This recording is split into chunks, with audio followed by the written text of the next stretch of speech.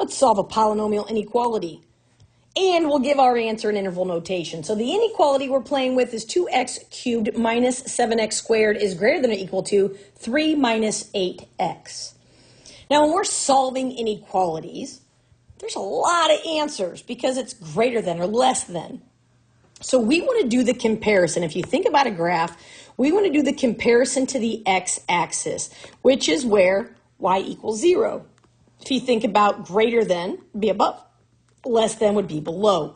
But in order to do that, our inequality has to be set to 0.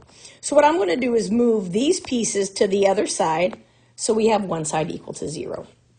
All right, so to do that, I'm going to add 8x and I'm going to subtract 3.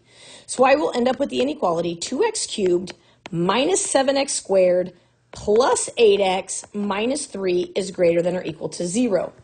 Now that I'm set to 0, now I can go ahead and think about our process. With this cubic function, we are going to need to start by finding our zeros.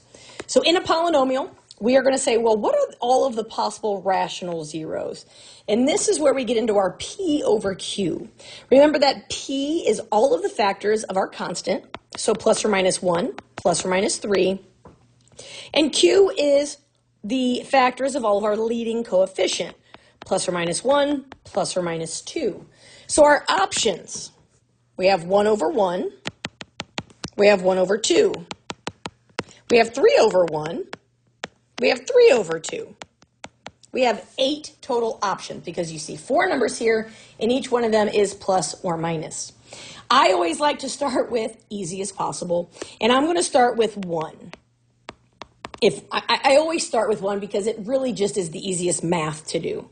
So we're going to use the remainder theorem that says if we substitute a value and we don't have a remainder, we get an answer of 0, we know it's a 0. So if I plug in 1, 2 times 1 cubed minus 7 times 1 squared plus 8 times 1 minus 3, does that equal 0? This is our goal. So I have 2 minus 7 plus 8 minus 3. Well, 2 minus 7 is negative 5, plus 8 gives me 3, minus 3 gives me 0. Yes, 1 is a 0. So because 1 works, now I can use synthetic division. So again, if I have 2x cubed minus 7x squared plus 8x minus 3 is greater than or equal to 0, I want to use synthetic division. 2, negative 7, 8, negative 3, and we're going to use 1 because we know that works. So if I bring down my 2, on the outside I multiply. 1 times 2 is 2. On the inside I add. Negative 7 plus 2 is negative 5. On the outside I multiply. 1 times negative 5 is negative 5. I add on the inside 8 plus negative 5, or 8 minus 5 gives me 3. 1 times 3 is 3, and then when I add that last spot, I end up with 0. The point of the synthetic division says if I started with a cubic function, then after I divide out that 1, I have left 2x squared, I drop down by a degree, minus 5x plus 3. This beautiful quadratic is factorable.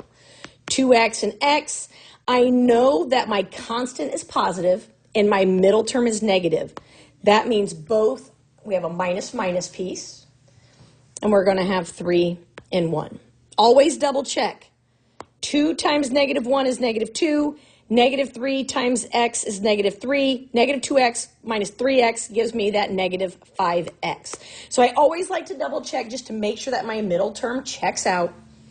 And now I can set each of these equal to 0. So I'm going to get x equals 3 halves and x equals 1. You'll notice we already had a 1. We call that a double root. If you think about graphing, if we have a double root, that means our multiplicity is 2. So that graph will touch the axis, but not cross it. And then we also have our x, our value of 3 halves. Now, if you know, hey, this is a cubic at 1 and at 3 halves, well, this is a positive coefficient. So we can say, well, we know that it starts low, it's going to end high. If I go up to 1, I have a double root, so I touch and come back down, and then I'm going to go through at 3 halves. This is the basic graph of this function. We can use that to say, where is our graph greater than or equal to 0? This is one way to do it. If you do that, we are equal to 0 at 1, right, because it is equal there, and from 3 halves to infinity, because it starts at 3 halves and it goes up. If end behavior and just graphing from that does not make any sense to you, that's fine. You can also say, okay, my zeros are 1 and 3 halves. So let's think about a number line. I have 1 and I have 3 halves, which is the same as 1 1/2. Again, let me just have our 2x cubed minus 7x squared plus 8x minus 3 is greater than or equal to 0. If graphing is not your thing, that's not a problem. You have 3 intervals to check. And if we say, okay, a number to the left of 1, well, the easy one is 0. So let's go ahead and plug 0 in. Well, I want to use the factored form of this.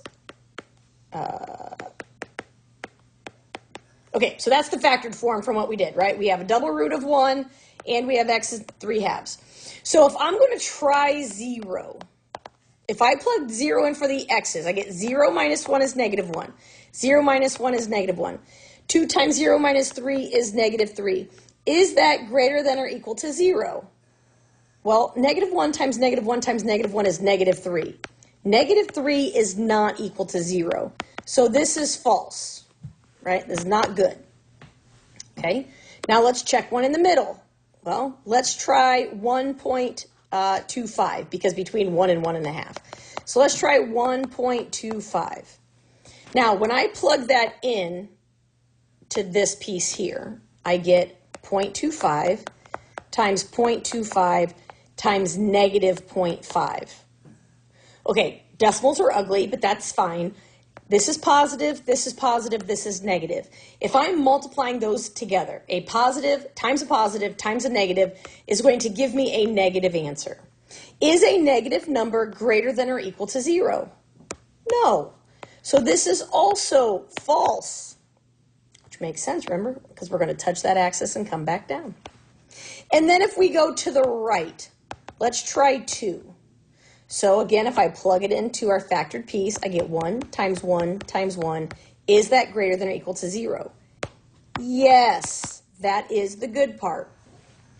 So because we are talking about greater than or equal to 0, we must include the 1 because it is equal to 0 at that part. So we have 1. And then we have 3 halves to infinity because, again, we have a solid there, greater than or equal to, it's going to be a bracket. And that is our inequality. So whether you do the graphing, if that works, great. If that doesn't work for you, do your number line, check your intervals, and call it a day.